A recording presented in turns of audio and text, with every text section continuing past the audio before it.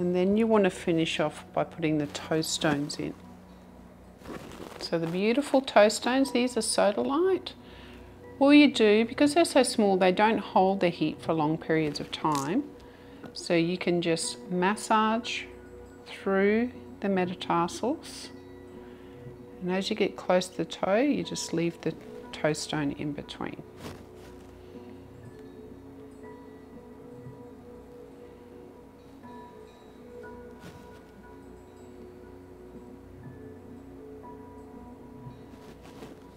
Sometimes you find people, they can't even have their toes wide enough to put the toe stones in, so don't force it. Or sometimes they slip out, it happens. But this is your opportunity. If you do nails, you can paint their nails while their feet are like this, or if you want, you can prompt their feet up and paint their nails.